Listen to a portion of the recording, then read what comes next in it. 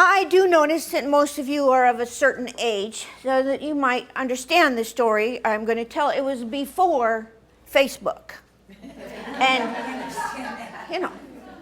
and iPhones and et cetera, even email. I have a daughter that is now a mature woman, but she was getting ready to go to college. Now, she had gotten offers for any of the colleges here in the state, free. I was excited, her dad was excited, it was perfect. But no, she announces to us, she is going to go to school in Paris. Not Paris, Texas, where they do have some fine Christian schools. No, she was going to Paris, France. Now, I have to admit, it was partly our fault. We had encouraged foreign exchange students. We had some from Denmark. We had some from France. We had a French teacher for her, but we had no idea. I thought maybe Quebec for a summer, but to go to Paris, to go to school. Well, she was 18, she is going and gone. And there, she's over there. I left her in a 500-year-old flat with a community bathroom and access to a shower once a week at the au pair family's house that she was going to work for. And I came home and started writing letters every day and sending packages. I knew that she wouldn't be home till Christmas break. And being a good mother, of course, I had to make sure that she was getting all the right care packages and things that she was going to need over there. Do you know they don't even have chocolate chip cookies over there? Oh, it's a shame. You can't be there. No. So it was my duty to, make cookies and send them and things like that. And this had been going on for 4.5 months, and I was so excited when December finally came. And you know how you shop ahead of time, but then that firstborn child really... I don't know if any of you have gone through the empty nest thing, but it hurts, it hurts.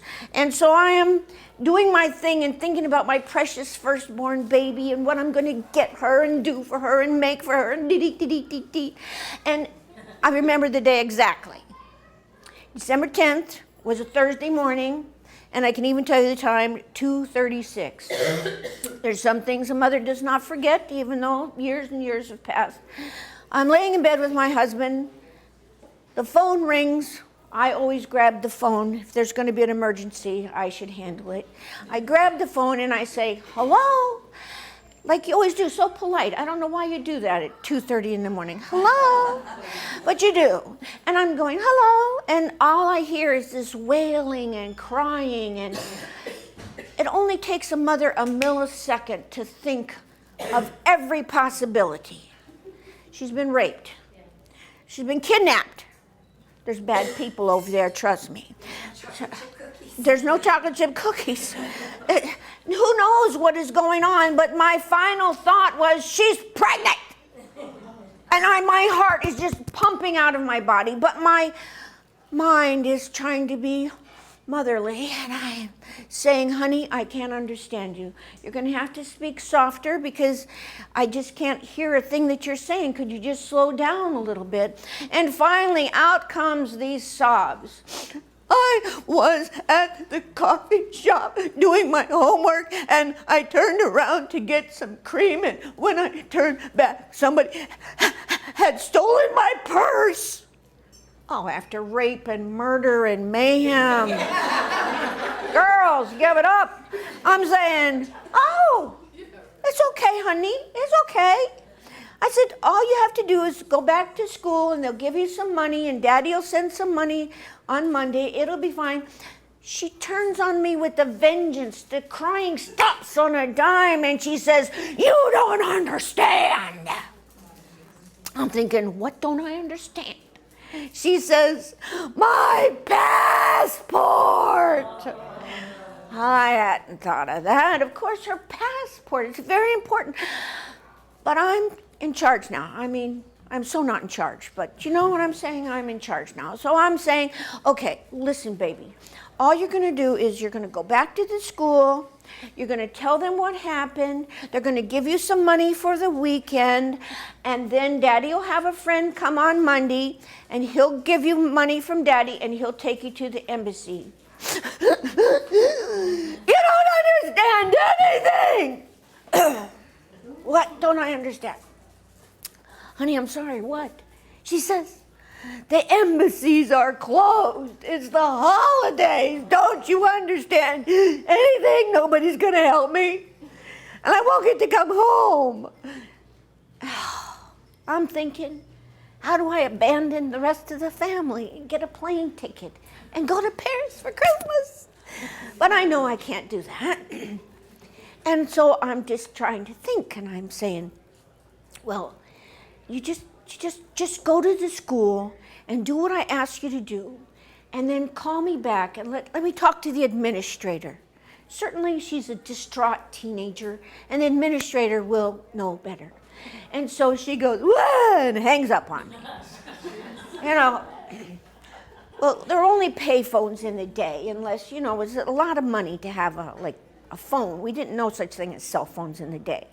So I'm laying there with the phone on me, and all I'm thinking is, oh God, I'm so not in charge, and you are the true God, and you've got to help me, God. And my husband reaches over, and he touches my leg, and he says, you know, she's right. She's not coming home. I said, stop talking to me, I'm praying. You know what I'm saying here? So he said, sorry. I'm holding the phone, I'm crying, but I'm trying not to sob like the kid, you know, because I'm the brave mother. And I'm thinking about what I can do. There's nothing to be done. I'm just holding the phone. About an hour later, the phone rings. I've got it. Hello. And it's my daughter. She says, talk to her. She hands the phone off to somebody else. The lady says, bonjour, madame. I can't speak French, in case you want to know. And then she says, I am so sure we can help your daughter with some money, but I am also so sure that there's no way she's going to get another passport because, you know, the holidays.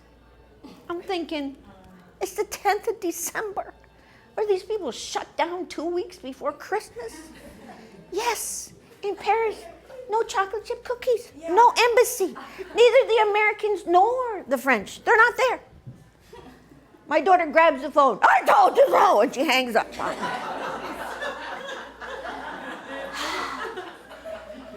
It's just, dear God, because there's no place else to go when you're not in charge anymore.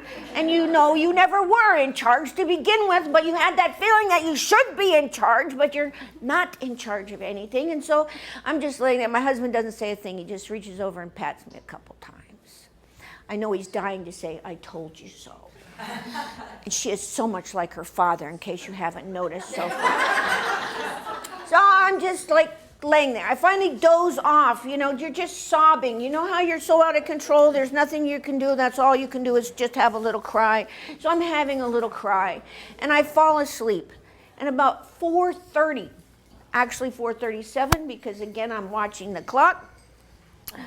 The phone's on my chest. I answered. I'm shaking. I go, hello, and she's laughing hysterically. I think, woo, she's gone over the edge. What's a mother to do?